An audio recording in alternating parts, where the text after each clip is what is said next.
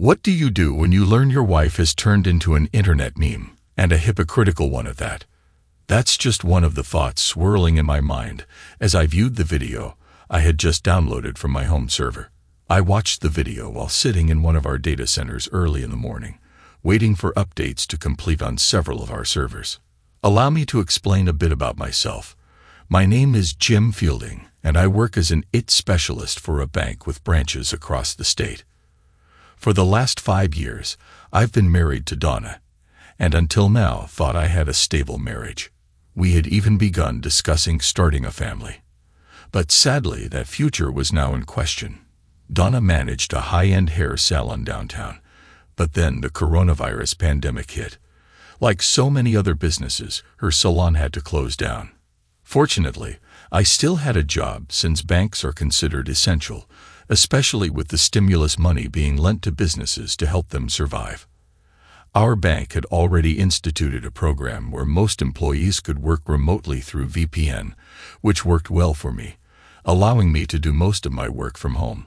However, there were times when I had to drive to one of our data centers or a branch to resolve various issues. The first 2 weeks were great. Donna and I spent lots of time together. However, during the next 2 weeks, things began to get a bit strained. I could tell Donna was eager to return to work, and many others felt the same way. But it seemed like there was something else bothering her. At first, I couldn't pinpoint it, but she became short-tempered and irritable over little things. She hated that I sometimes had to leave to handle problems typically managed by subcontractors. The bank had decided to scale back on its use of subcontractors during the pandemic to save costs, which meant I sometimes had to drive up to 150 miles to take care of tasks like replacing a battery in a branch UPS or performing manual software updates on back-end machines. During that second 2-week period, I began to notice changes in Donna. On several occasions, I thought I caught a whiff of aftershave or cologne when I got home from one of my trips. I didn't use any of that, so I naturally wondered where it was coming from. Perhaps it was from someone she had over while I was gone. But she never mentioned anyone visiting. As time went on, and the lockdown continued, her behavior became more erratic. She would often yell at me about trivial matters while I was trying to work. Then the state health department issued a series of new guidelines about social distancing, mask wearing, and other protocols. Some of it didn't make much sense to me, but being an IT person, I figured I'd do my best to follow the rules. However, Donna took things to another level. Let me explain a bit about Donna. She's always been a by-the-book kind of person, which is one reason her salon thrived. She expected her employees to follow the rules, and they did. When the new guidelines were released, she scrutinized them closely, ensuring we adhered to everything the state suggested. If I had to leave for a job, she made sure I wore a mask, had latex gloves, and took hand sanitizer with me, which felt essential during those times. But that wasn't enough for her. When she realized there was no way we could maintain 6 feet of distance in her king-sized bed, she announced that I would have to sleep in the guest room until the crisis was over, which also meant no intimacy. I couldn't believe it. We lived in the same house and had been together all this time. Surely, if we were going to get the virus, we would have already caught it by now. It's only temporary, she insisted. Besides, you know as well as I do that you can have this virus and not show any symptoms. Look, you're out there touching all kinds of things. There's no telling what you might be bringing home, she explained. But no intimacy. I asked. That's outrageous. It's affecting me too.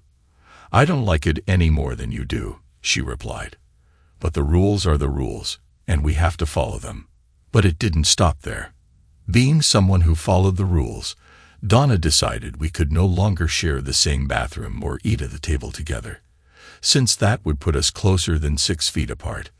Donning heavy latex gloves, she divided the dishes into 2 piles, one for me and one for her. We were only allowed to use the dishes from our respective piles, and were responsible for washing what we used. And there was more. She insisted we wash our own clothes. Not only were we not sleeping together, but we weren't eating together either. I suspected that soon she would have us cooking our own meals. For all intents and purposes, we had become little more than roommates living under the same roof.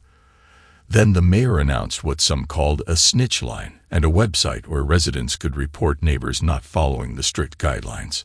I understood the mayor's desire to keep residents safe, but I thought this was a bit excessive. I expressed my concern to Donna, but she had a different view. "I think it's a great idea," she said. "I can't tell you how many times I see people not following the social distancing rules. There's no telling what can happen out there." "Well, I'm not going down that road," I replied. "Suit yourself," she said, "but I intend to make good use of it." "You're not going to report our neighbors, are you?" I asked, considering several of them to be good friends. The last thing I wanted was for any of them to get into trouble for violating the 6-foot guideline. "It's for their own good," Donna huffed.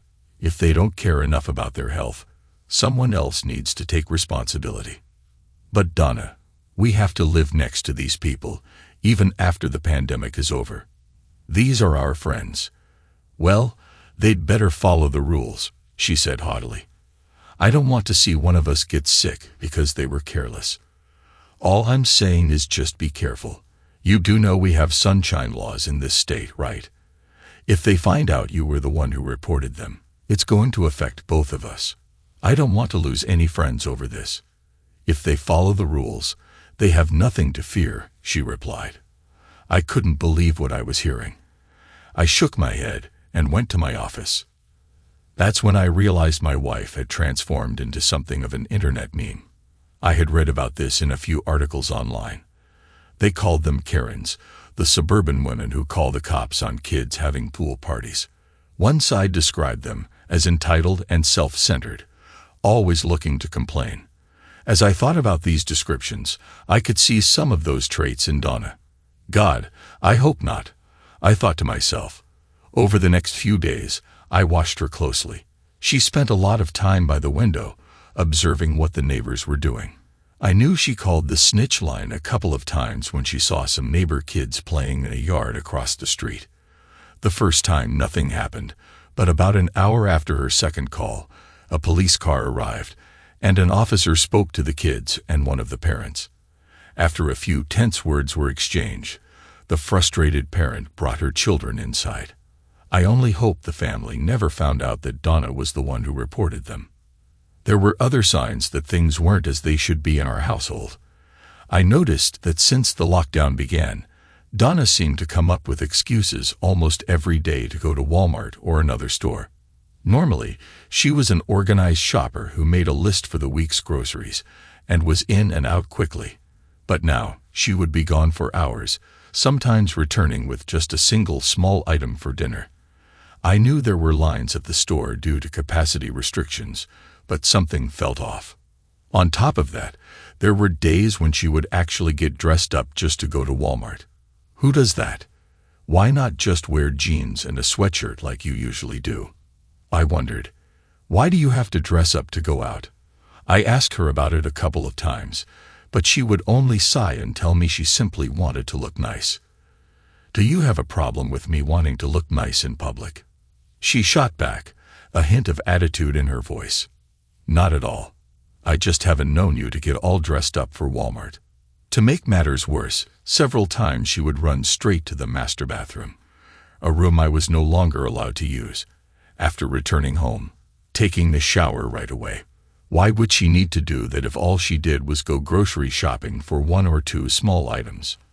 I realized that when it came to women, I might not be the sharpest tool in the shed, but I certainly wasn't clueless. Something was going on, and I was determined to get to the bottom of it.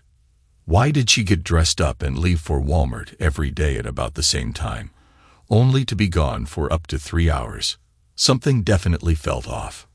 I tried to trust her. After all, I had seen some of the lines outside the stores myself.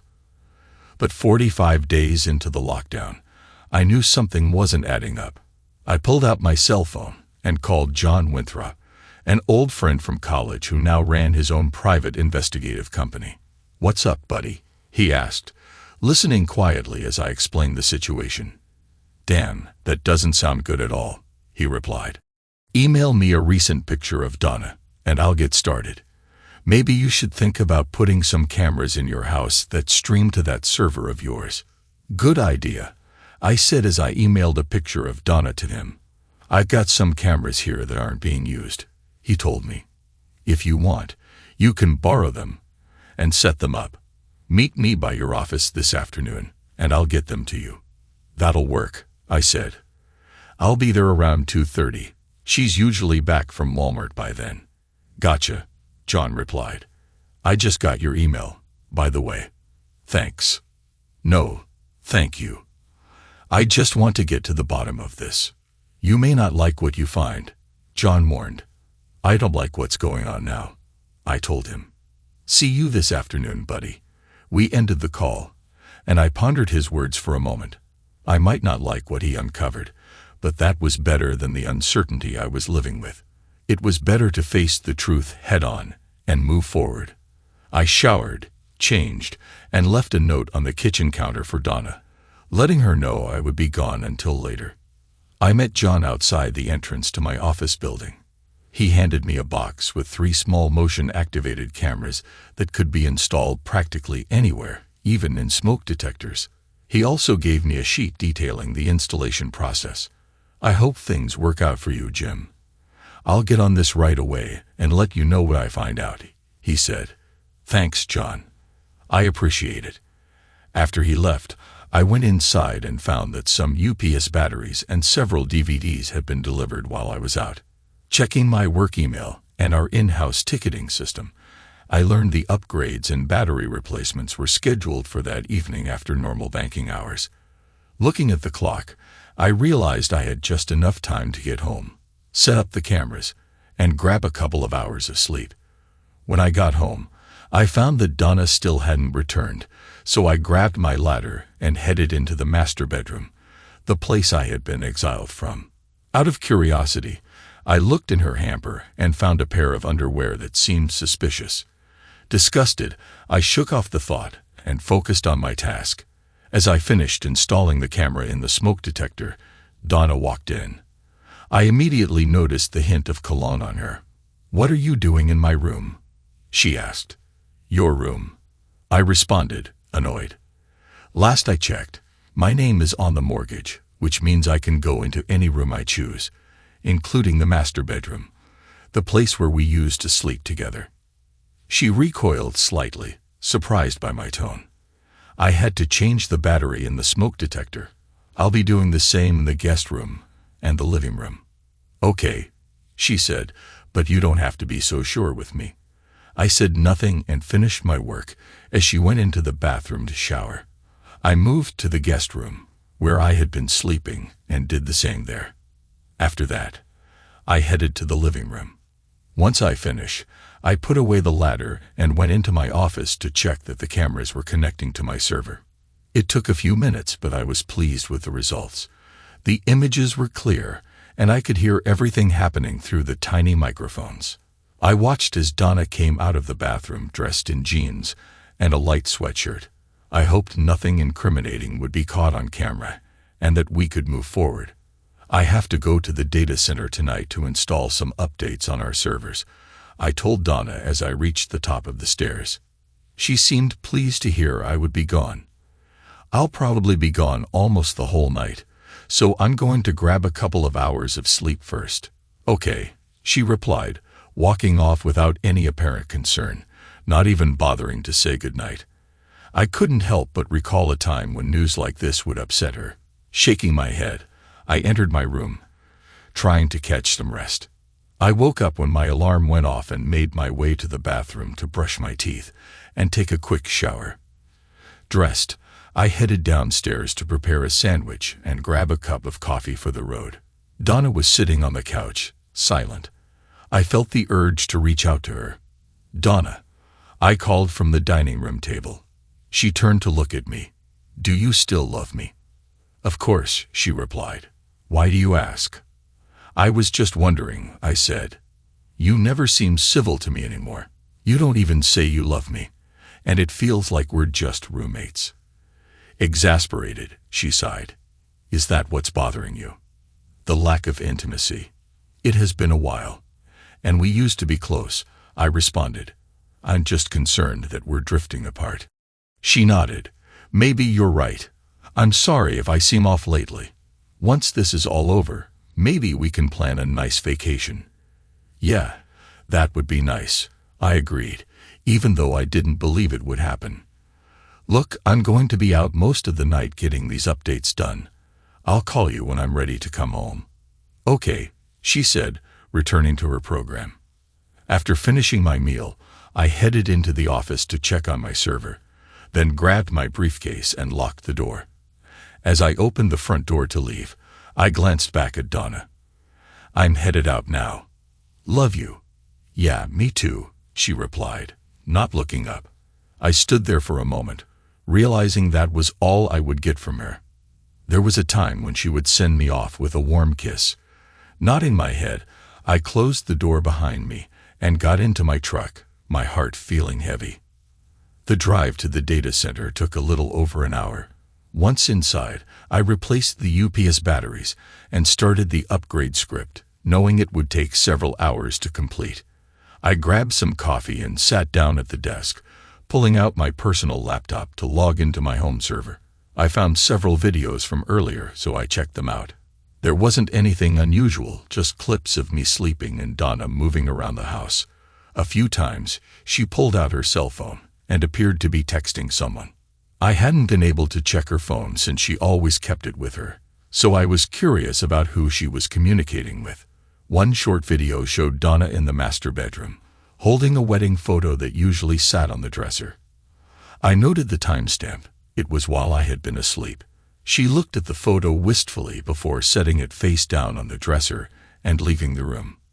Another video showed our earlier conversation, and I noticed how little emotion she displayed. When I said goodbye, she barely acknowledged me. It became interesting after I closed the door. She glanced at it for a moment, then got up to see if I had left. Once convinced I was gone for the evening, she took out her phone and made a call. Hey, lover, she said, smiling. Yeah, he's gone, probably all night. You ready to come over? Of course. Anywhere you want. Just for you. Okay, I'm getting excited thinking about it. Love you, stud muffin. See you soon. I felt my heart sink. It was clear to me now that Donna no longer loved me and had found someone else. I watched as she went upstairs to the master bedroom, picked up our wedding photo, and giggled at it. Don't you wish you were here to see me? She asked, placing the picture face down. The next video showed her standing naked by the window. A few minutes later, a car pulled into the driveway. She opened the door, standing there without a stitch of clothing, as a man stepped onto the porch. He smiled and pulled her into his arms, kissing her deeply. She responded with a passion I hadn't seen in years, which stung even more. I felt as if my heart was being ripped out of my chest. They came into the room, and I got a good look at the man's face. He looked somewhat familiar, but I couldn't quite place him. His dark hair was well cut and slicked back, making him look like someone you'd see in those pictures often put up in hair salons. That's when it hit me. He was a hairdresser who worked in the salon Donna managed. I vaguely remembered meeting him once before when I stopped by to see her. So, is the guy gone all night? He asked her. Yep, all night, she said with a huge smile. Come on, let's go upstairs and celebrate. I'm so excited for you right now. Then they ran up the stairs into what used to be our master bedroom. The video ended, and I saw another had just been saved to the server, so I opened it. This video picked up where the previous one ended. Donna and her companion were in the bedroom, and she had gotten on the bed.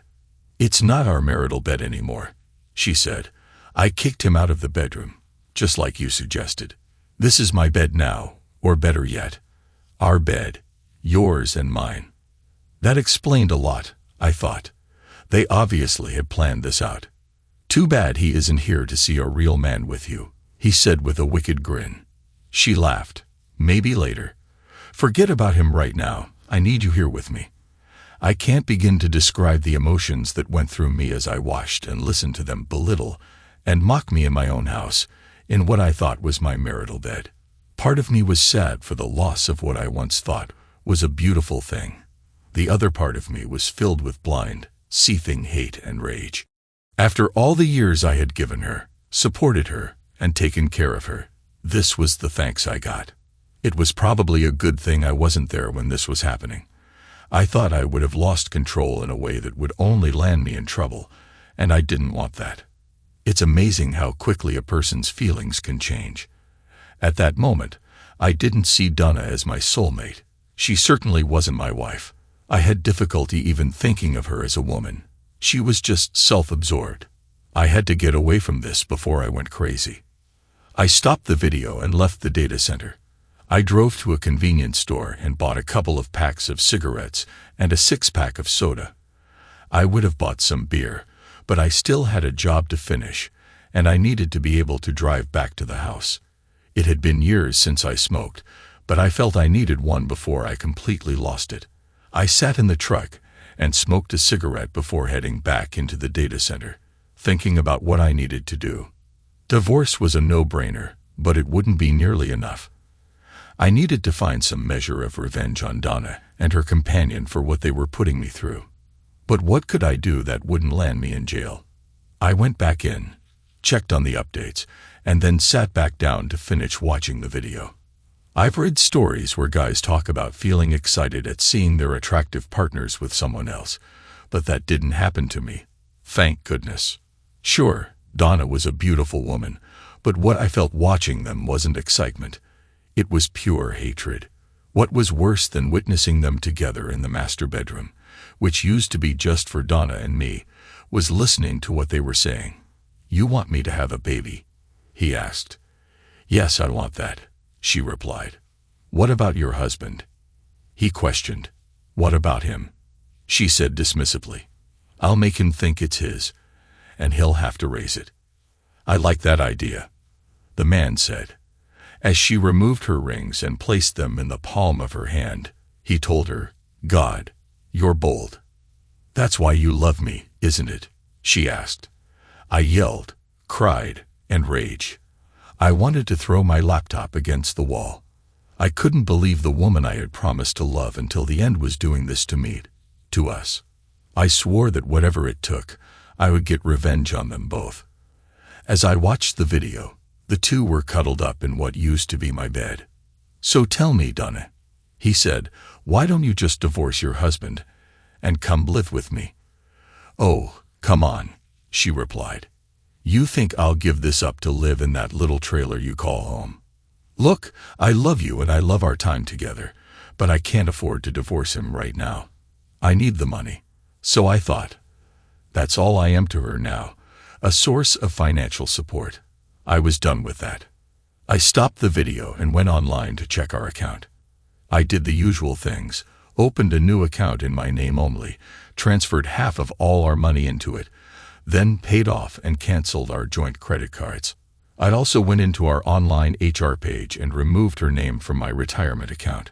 I would have taken her off my insurance, but I couldn't because it was an open enrollment, and I didn't have a final divorce decree according to HR's rules. Other than that, I did everything I could to separate her from me financially. One of the benefits of working for the same bank that held our account. I started the video again. "So are you telling me that once this pandemic is over and we're back to work, you'll divorce him?" he asked. "Yeah, by then I'll have more money saved up and I can file for mental cruelty or something. I'm sure I can find a lawyer who'll take him down." "Not if I find one first," he replied. I thought, this looks like it's coming back to life. I couldn't take much more of this and fast-forwarded through this part of the video. After they were done, they lay back down in the bed and snuggled some more. So much for social distancing, I thought. After a while, they went to sleep, and it looked as though the night's events were over. I checked on the status of the updates. I figured they would be done in about an hour, so I sat back down and contemplated what I should do. After what I heard tonight, there was no way I could ever imagine being in the same house as Donna again. I had seen and heard enough, and I felt there was no need for John to follow Donna. So I came up with an idea. I spliced several pieces of video into one clip and sent it to every one of her family members, explaining that I would be getting a divorce and filing under adultery. By then, the updates were complete, so I tested the systems and verified everything was working as it should. I packed my things and headed back out to the truck, deciding to interrupt Donna's little gathering. I checked the time and found that it was only 1:30 a.m., which meant it would be about 2:30 by the time I got home. Donna wasn't expecting me until much later. Good, I thought with a wicked smile. I got in the truck, lit a cigarette, and headed out. It was actually 2:25 when I got home, so I turned off the headlights to avoid waking Donna or her companion. I parked in the driveway next to the car, not bothering to open the garage door. I went into the house, turned off the security system, and put my laptop bag in my office. Then, I slowly crept up the dark stairway and walked through the open master bedroom door. They were both sound asleep, their arms around each other. How touching, I thought. I stepped into the room and turned on the overhead light. "Get up, get up, get up," I shouted, mimicking my drill instructors from boot camp. Surprised and scared, they jumped out of bed, confused about what was happening. "What the hell is going on in here?" I yelled at the top of my voice. "Oh my God," Donna exclaimed when she realized it was me who woke them up. "Jim, what are you doing home? You were supposed to be at work all night." I finished early and wanted to see my loving wife, I sneered. But what do I find? My wife with her lover in my bed. Thad looked at me, terrified. "Man, I'm sorry," he stammered. I glared at him. "Just get your clothes on and get the hell out of my house," I roared. "You have 30 seconds, and 25 of them are already gone. Move." He ran around like a chicken with its head cut off, scrambling to find his clothes. I turned to Donna. "Maybe I should call the mayor's tip line and report you for violating social distancing guidelines," I told her. "Pack your things and get out now." "Jim, please. It's not what it looks like," she begged. I laughed in her face. "Oh, please spare me. You say you love him. Go live with him." "But," she stammered. "No buts," I said. "Get out now. I'm no longer your source of support. You want to have children. Fine, go stay with him in his trailer. I'm seeing a lawyer about a divorce as soon as I can. Now get out. Don't make me repeat myself." "Wait, you know about," she began. "I saw and heard everything you two said and did tonight." Her eyes grew wide as she processed my words. "And right now, you make me want to puke." She started crying as the realization hit her. "Stop crying," I growled. "Pack your things and get out. Whatever you leave behind is either getting burned or thrown away." "You can't mean that," she cried. "Oh yes I can. And I do," I told her. "I love you exclusively, and you repaid me with lies and betrayal. Right now, I hate you with every fiber of my being. I never want to see you again as long as I live. Is that clear enough for you?" Sobbing from my verbal assault, she got out of bed and began packing while Thad was still trying to get dressed. I decided to enlist his help. "Help her pack a hole," I ordered. "What?" he asked, confused. "Are you stupid and deaf?" I snapped. "You can help her pack." "Help her pack," I repeated sternly. He hesitated for a moment, still dazed by the situation, but soon began helping Donna collect her things. I went downstairs and returned with several large plastic trash bags, tossing them on the bed. "Now get to it. You have 5 minutes. After that, everything else is getting tossed or burned." Donna and Thad worked quickly, stuffing as much as they could into the bags. A few minutes later, Donna and Thad carried out several bags of her belongings, placing them in their respective vehicles. I found Donna's purse, pulled off her house key, and grabbed the garage door opener from her car. I removed my wedding ring and placed it in Donna's hand. She looked at me with tears in her eyes. "Don't you want this?" she asked. I shook my head. "No, not anymore. Now go. I assume you'll be living in a trailer, so I'll need you to serve there." Just leave me the address so I can give it to my attorney." She wrote down an address on a piece of paper and handed it to me. "I'm sorry," she said. "Yeah," I told her. "You are, and I'm sorry I ever laid eyes on you." Crying, she left the house. I watched as she and Thad drove off. I closed the door and locked it. Exhausted, I laid down on the couch and fell asleep. It was almost 8 a.m. when I woke up, realizing I had a lot to get done. I called my boss and asked for the week off, explaining what was going on. "No problem, Jim. You've got a ton of comp time coming to you anyway. Take what you need, and thanks for getting those updates finished last night." "You're welcome," I said before ending the call. I then called John to let him know there was no need for him to follow Donna, relating the events from earlier in the morning. "Damn, I'm sorry to hear that, Jim, but I'm glad you found out when you did. Let me know if there's anything I can do for you," John said. "Thanks. I'll get your equipment back to you, and we can settle up." We ended the call, and I refreshed my coffee. I began searching for a family law attorney and found one who worked from home. I called, and he agreed to meet with me through a teleconferencing system his firm had set up. After I received the email with the details, I signed in, and we were soon chatting face to face between our living rooms. I explained what happened and what I wanted, and he responded by detailing the divorce laws in our state. It turned out we lived in a no-fault state, meaning I couldn't file under adultery. However, her actions could likely be used to prevent her from receiving alimony or support.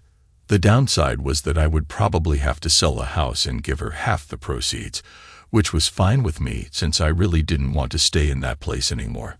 "I'll get started on the paperwork and have her served in a couple of days," he said. I provided him with all the pertinent information, including her address, place of business, and so on. "Someone from our office will contact you for my retainer," he said. "I'll be in touch." I thanked him, and we ended the call. I pulled down the cameras and then began gathering up what Donna had left behind, sorting it into 3 piles, one for the burn pit, another to toss out, and a third for goodwill. It was nearly noon when my phone rang. I looked and saw it was her sister, Doreen. "Jim, what's this about you tossing Donna out in the middle of the night?" she asked, clearly angry. "Did she tell you I threw her out?" I asked. She said it was just a misunderstanding. "Check your email," I told her. "Once you see what I sent, you'll know why." "Goodbye, Doreen." I ended the call before she could respond. A few minutes later, I received another call, this time from her parents. I always liked them, and we got along quite well. "Jim, I got a strange call from Donna," her father, Alan, said. "She tells us you threw her out of the house at 2:30 in the morning. Is that true?" "Yes, Alan, it is. Why in the world would you do something like that?" he asked. "Did you check your email?" I asked him. "No, I didn't." "Check your email, and you'll know why." "Talk to you later, Alan. Give my best to Linda." Linda was Donna's mother, and I loved her like my own. I kept working, and the piles were growing as I sorted through all of Donna's things. About an hour later, I got another call. It was Doreen again. "Jim, I just watched that video and I'm so sorry," she said. "She made it sound like you were being unreasonable and tossed her out for no good reason." "Do you know who that is she's with?" I asked. "Yeah, that's Ronnie," she said. "He worked at Donna's hair salon before it closed." She confessed to me that they've been involved for quite a while, even before the pandemic. "That's wonderful," I told her. "Listen, she asked if I could pick up some of her things," Doreen said. "Do you think I could swing by and get them? I'm sorting through what she has here. A lot of it is going to Goodwill, and the rest is getting thrown out or burned." "Burned?" she asked, shocked. "Yeah, like her wedding dress and all of our photos, things like that." "You're going to burn her wedding dress?" she asked, surprised. "Absolutely. Please don't burn anything or throw anything away until I get there," she begged. "I may want to keep some of that stuff myself." Like I said, you'd better hurry, I told her. I'll be right over, she said. I stopped and went out back for a cigarette and a cup of coffee. Just as I sat down and lit up, my phone rang again. Damn, won't these people just leave me alone? I thought to myself. I looked and saw it was Alan again, so I answered. Hey, Alan. Jim, I owe you a huge apology. I saw that video, and I've never been more disgusted in my entire life. Those were just the lowlights, if you know what I mean, I said. I have a lot more of that stuff. We've seen all we need to. Linda's a mess over all this. We let Donna know in no uncertain terms that she's not welcome here anymore. Look, Jim, we both think the world of you. If there's anything you ever need from us, just call, okay? Thanks, Alan. I appreciate that. We ended the call, and I went back inside. By then, Doreen was knocking on the door. I opened it and saw her standing there in a pair of short shorts and a casual t-shirt. Hi, Doreen, come on in. She entered the house, flipping her long blonde hair back over her shoulders. I'm sorting her stuff upstairs if you want to come up and go through it. That sounds good, she responded. I picked up a trash bag and handed it to her. She smiled as she took it. What is this? What passes for luggage in your house now? I laughed, yeah, and she's lucky I'm using a clean bag. We both chuckled and went upstairs, where she started looking through the piles of stuff, tossing quite a bit into the back. Doreen wasn't very careful as she went through Donna's belongings, showing little emotion. When she saw Donna's rings sitting on the nightstand, she remarked, "She left her rings here." I nodded as she reached out for them. "You might want to disinfect them first," I joked. "That's gross. No way am I touching those things. What are you going to do with them?" "I don't know. I was thinking about cleaning them and then selling them at a pawn shop or something. They're worthless to me, and they obviously don't mean anything to Donna anymore." "Obviously," she said. "Well, I'll let you grab what you want. I'm going out back for a bit. Feel free to come out if you want to talk or something." "Okay," she said. I warmed up my coffee and went out back for another cigarette. A few minutes later, Doreen stuck her head out. "Mind if I join you?" "Not at all," I replied. She came out and sat in a chair opposite me. "I didn't know you smoked. I quit some time ago, but started back up last night after I saw that video. Nasty habit. Mind if I join you? It's a free country." I was surprised that she smoked too. She pulled a pack out of her purse, and I offered her a light. She leaned back and looked at me before speaking. "My sister is an idiot. I can't believe she treated you as bad as she did." "You don't know the half of it," I replied, telling her how Donna kept us apart, claiming it was because of the virus. In reality, it was meant to keep me away from her. "She's not just an idiot, she's a stupid idiot," Doreen said. After a moment, I sensed a shift in her demeanor. "You know, I've had a crush on you from the moment I first met you." "Really?" I asked, though I had suspected it. She had always been quite flirty with me when we were together, and I knew it irritated Donna to no end, but I never encouraged it. "I've always thought the world of you too," I said. She smiled and continued, "I'm not my sister. I know we grew up together, but she's always been self-centered and a bit narcissistic. I can't tell you how many times she got me in trouble with our parents. Honestly, I'm surprised the two of you lasted as long as you did." "Why is that?" I asked. "She was always changing boyfriends when we were younger. She'd hook up with a guy, and it would last maybe a few months before she was off with someone else. Every guy she had dumped her like a sack of potatoes. I wish I had known that before I married her," I said, reflecting on the missed warning signs. "I almost did warn you," Doreen admitted. "But you seemed so in love with her, I didn't think you'd believe me." I nodded in agreement. "You're probably right.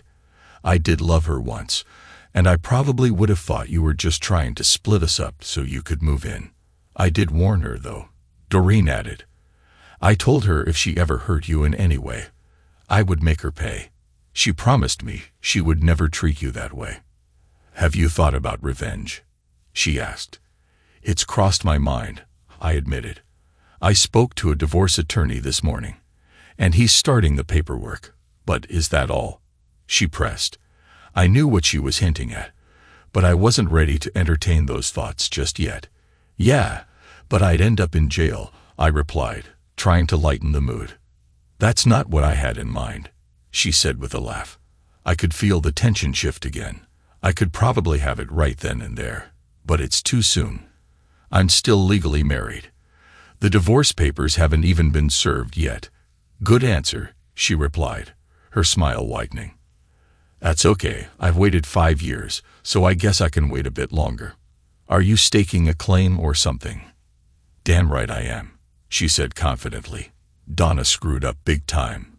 But like I said, I'm not my sister. I'm strictly a one-man woman. Always have been." I smiled back at her. "That's good to hear, but I'm a bit surprised. I figured you have men lining up." "Nah, most of the guys I know are either a holes, stuck on themselves, or mama's boys." "That's a shame," I said. "Not really," she replied. "The truth is, none of them can hold a candle to you. I just want to know one thing." "What's that?" "Is there any chance you'll take her back?" I shook my head. "No, none whatsoever. She burned that bridge good last night." "Too bad for her," Doreen said, glancing at her watch. "I've got to get going.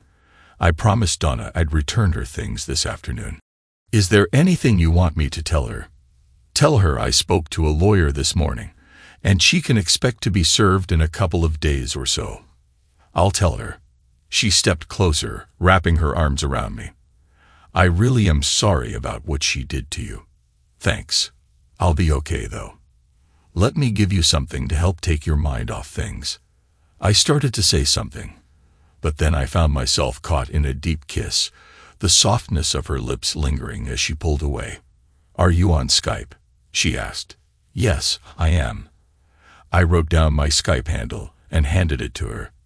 "Good. I'll meet you on Skype this evening, and I'll let you know how it went." "Okay, yeah, I look forward to that." I helped her carry the rest of Donna's things to her car and kissed her lightly after she got in. I watched her drive away, then went back inside. I hoped I wasn't jumping from one difficult situation into another, but I didn't see any deception on her part at all. I grabbed another soda and started for the back door when my phone rang again. This time it was Donna. "What do you want?" I asked when I answered the call. "You scumsucker," she screamed. "How could you do that to me?" "Do what?" "You know what," she yelled. "You sent that horrible video to my parents and my sister. Now they all hate me." "Why did you do that?" "Why do you think?" I asked. "As I recall, it was you who cheated on me. It was you who lied to me and stabbed me in the back. I loved you exclusively for years, and you do this to me." "Stop calling me that," she shouted. I knew she hated that word, which is why I used it. But I didn't care. "Isn't that what you are? A worthless, no good, lying cheat. Face it, that's all you've ever been. And that's all you'll ever be. We're finished. I spoke to a lawyer this morning, and you can expect to be served with divorce papers in a couple of days or so. Meanwhile, I don't want to hear or see you ever again." "Jim, please, I'm begging you," she cried. "I'm so sorry for what I did. We can work through this." "No, we can't. You destroyed me with your cheating, and I'm through putting up with it. You made your choice. Now you get to deal with it. Goodbye. And I'm serious when I say I hope to God I never see you alive ever again." I thought I heard a sob, but I frankly didn't care. I ended the call and instantly blocked her number. Later that evening, Doreen contacted me on Skype. From what she told me, Donna wasn't too thrilled with the condition of her things. Too bad, I thought. I told Doreen about Donna's call, and she had a good laugh. "It serves her right," she said. We talked a bit longer before ending the call. I thanked her for everything she had done. It meant a lot to me. "It's my pleasure," she said sweetly. "I'll be in touch." The next day, I finished sorting through the rest of Donna's things. I cleaned her rings, then took the pile of items going to Goodwill and loaded them into the truck, stuffing it all into trash bags. After dropping off the bags, I stopped at a pawn shop and sold her rings, getting a fraction of what I had paid for them 5 years ago. Oh well, I thought, if Donna wants them, she can go buy them back. I even mailed the pawn ticket to her at Ronnie's trailer, so she could get them if she chose. I figured she would get the ticket in a day or two, so there might be a chance she could still retrieve them. I'm not completely heartless after all. I called John and arranged to return the surveillance gear he let me use. Getting back home, I tore the bed down and put it in the front yard along with the dresser and nightstands. I put a sign on it saying free. Within a couple of hours, it was all gone. I gathered the rest of the items, which included her wedding dress and all the photos that included her image, and carried them out back. I pulled a 50-gallon drum out of the garage, stuffed everything inside, soaked it down, and set it on fire. I stayed with the drum until everything had burned to ash, then made sure the fire was completely extinguished and placed the lid on the drum. I decided to leave it there until it cooled off enough to move. I went back inside and looked around to make sure I had removed everything that might remind me of Donna. It looked a bit bare, but I figured it was worth it not to be reminded of her. By then, it was evening, and I was exhausted, so I fried up some hot dogs and watched a bit of TV before going to bed. I slept in the next day, but still got quite a bit done. I opened the windows in the now empty master bedroom to air it out, then grabbed some spackle and filled in the nail holes. I grabbed the carpet shampoo machine and cleaned the carpet as best as I could. It was late afternoon by the time I finished all that. While I was in the garage cleaning out the shampoo machine, I saw Ronnie's car pull up out front. I opened the garage door and grabbed a baseball bat I had by the back door. I stood by the open garage door and saw them get out of the vehicle and start walking to the front door. I stepped out and stopped them. "What do you want?" I asked. Donna looked at me and held up 2 envelopes. "What is this?" she asked. "If I'm not mistaken, those are divorce papers," I said. "Sign them and send them back. I've been more than fair, so the sooner you do that, the sooner we can end this sham of a marriage. And don't fight me on this. I'm prepared to use the video I captured of the 2 of you in our bed." "Well, what's this?" she asked, holding up a smaller envelope. I recognized it as the one I mailed to her earlier. "That looks like a pawn ticket. I got rid of your rings. I took a loss on them, but I guess that's just the way it goes. I sent you the ticket in case you wanted to buy them back. I don't want them, and from what I saw, you didn't care about them either. I suspect the judge will understand why I did what I did."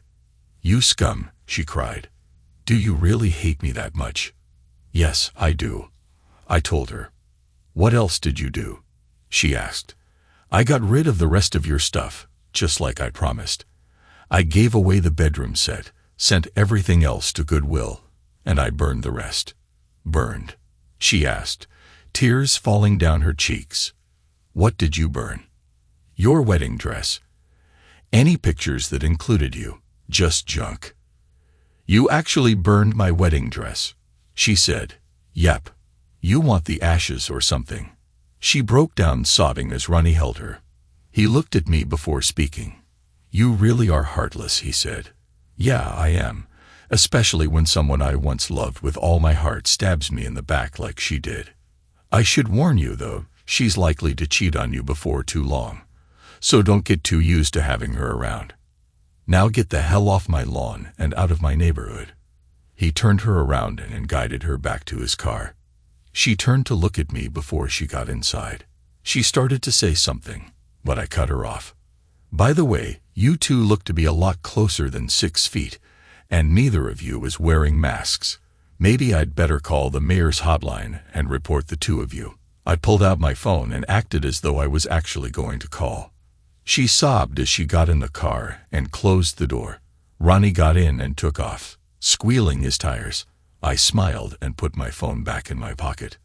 I figured she would probably fight the divorce, so I was surprised when I got a call from my lawyer the next morning telling me she had signed the papers and dropped them off at his firm. I got them filed, and we have a tentative court date set for 2 weeks from today, he said. Fortunately, the court in this county is a lot more technologically advanced than many others, and this can be done online.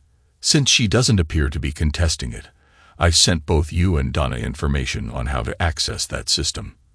I've also sent a copy of your video to the judge so he can take a look at it. I have a feeling things will work out well for you. Thanks, I said before ending the call. Around 2:30, I got a call from Doreen. How's it going? I hear Donna got served, she said. Yeah, she did. The lawyer called and said she signed the papers and returned them. We have an online hearing set for 2 weeks from today. Good. Donna also told me what you did with her rings and wedding dress. Yeah, not exactly two of my finer moments, but it was something I felt I had to do. I can understand that, she said. I actually don't blame you. I would probably have done something similar. So, are you up to having some company for dinner tonight? Actually, I am. I told her. What did you have in mind? Well, I thought I'd make you some of my world-famous lasagna and garlic toast, she said. Think you can rustle up some wine? Lasagna, huh? I asked. My favorite. Yeah, I think I can manage some wine. Good. I'll be there about 6:30 if that works for you. I look forward to it, I said. We talked for a while, then ended the call. Afterward, I headed out to grab a bottle of wine, stopped to buy some flowers, then came back and jumped in the shower. I shaved and dressed, putting on a clean pair of jeans and a polo shirt. I saw that I had a little bit of time before Doreen arrived, so I pulled out the good dinnerware set the table, and placed some candles in the center. I felt a bit like a high school boy wanting to impress his first date. I had just lit the candles when the doorbell rang. I opened the door and invited Doreen in, taking the hot lasagna from her and setting it down on a heat rack I had already placed on the table. She put the garlic bread on a large plate I had set out for it. As she did, I took in her appearance. She looked absolutely stunning in a short black dress. I couldn't help but smile. You look every bit as delicious as this lasagna, I told her. Well, thank you, she replied with a playful smile. And you look pretty fetching yourself in that polo shirt. By the way, I like what you've done with the place. I don't see anything that suggests Donna ever lived here. That was the idea, I said. I took a bite of the lasagna and immediately felt a wave of comfort wash over me. This is the best lasagna I've ever eaten, I told her. I'm glad you like it, she said. Just wait until you see what I brought for dessert. Doreen's tone hinted at something more than food. A grin spread across my face, and I was eager to see what she had planned. After we finished our meal, Doreen helped me clear the table. Then she turned to me, her eyes sparkling. Ready for dessert? She asked with a mischievous smile. Before I could respond, she reached up to untie her dress. I was taken aback, caught off guard by her boldness. What's the matter? She teased. Haven't you ever seen a woman without her dress before? Not one as stunning as you. I managed to respond, my voice faltering slightly. She leaned in and kissed me deeply, igniting a rush of warmth and passion I hadn't felt in a long time. Are you really ready for dessert? She whispered, her voice filled with desire. I was overcome by a feeling of connection that was far deeper than anything I had shared with Donna. I love you, Jim, she said, breaking the kiss. I've always loved you, and I always will. I promise to be yours as long as you'll have me. I felt an unexpected surge of emotion. I love you too, Doreen, I said, feeling the truth of my words. I wish I'd met you before, Donna. She smiled warmly and added, There's something I want to do. Of course. What is it? I asked. Let's go upstairs, she suggested, her voice soft but firm. We climbed the stairs hand in hand and entered the guest bedroom. Though the bed was smaller than the one in the master suite, It was perfect for the two of us. We shared a beautiful night together, falling asleep in each other's arms. The next morning, I awoke feeling rejuvenated, and I had Doreen to thank for that. We headed downstairs, where I brewed coffee while she prepared breakfast. Sitting at the counter, I couldn't help but admire her as she cooked. "I could get used to this," I said with a smile. "I hope so, cowboy," she replied playfully, returning my grin. "Because I intend to do this every chance I get." As we ate, she mentioned her plans for the day. "I need to start getting the place ready to sell. I suspect the court will order it sold anyway." I nodded, remembering how empty the master bedroom felt. "Are you going to replace the furniture?" she asked. "Eventually, but not until I know what's happening with the house," I replied. Doreen had an idea. "How about I bring a few things from my apartment and stay here to help you get ready for the market? We can spend more time together and get to know each other better." I thought for a moment. "I like that idea. We just need to be cautious. I don't want Donna to file against me."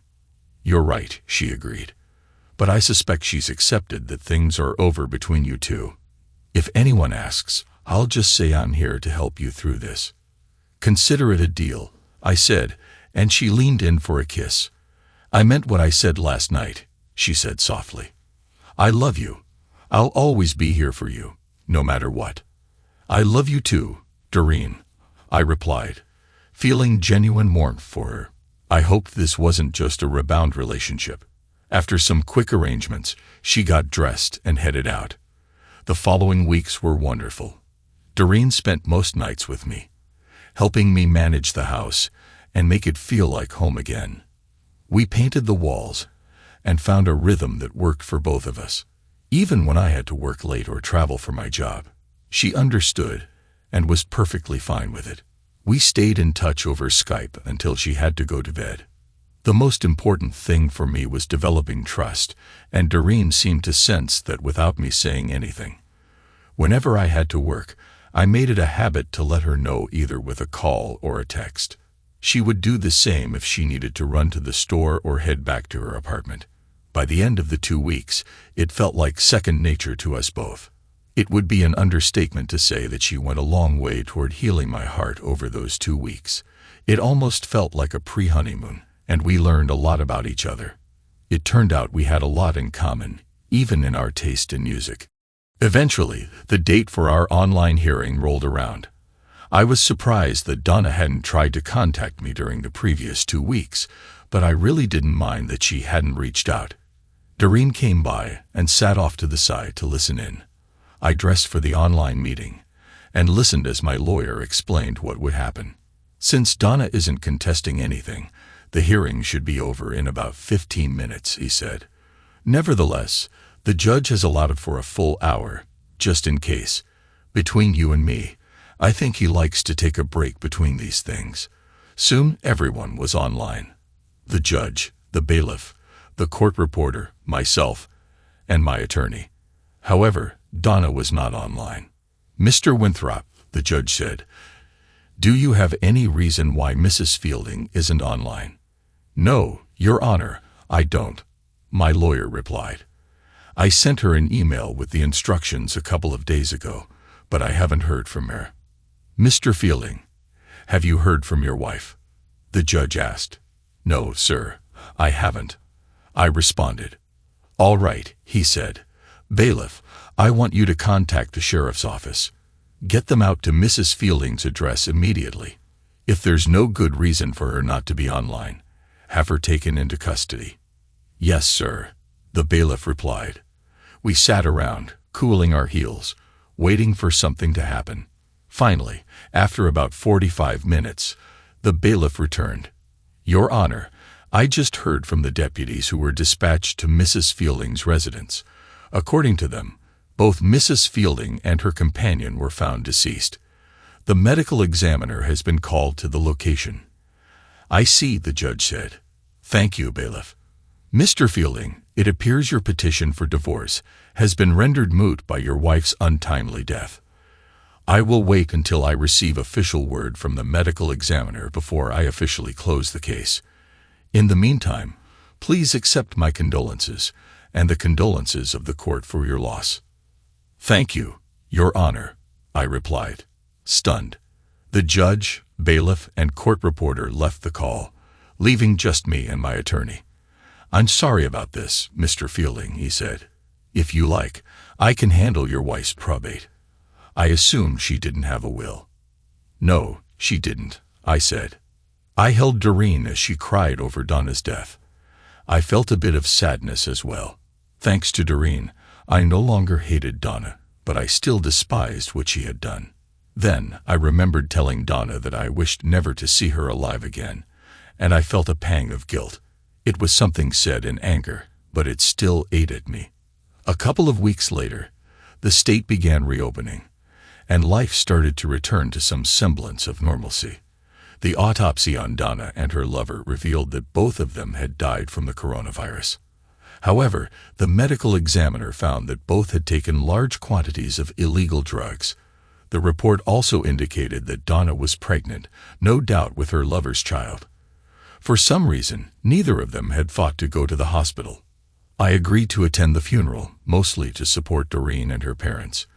Donna's parents were devastated by her death, but they seemed relieved that I was there to offer them some comfort. I had always liked Alan and Linda, and they had always treated me like family. Alan pulled me aside at the service. "Jim, I want you to know that we're grateful for everything you've done," he said. "I'm sorry things ended the way they did." "Thanks, Alan," I replied. "I truly am sorry for your loss. I never wanted this to happen." "I know, son. We don't hold anything against you," he assured me. "We just wish things could have been different." After the service, I drove Doreen back to my place. We were both quiet during the drive, lost in our own thoughts.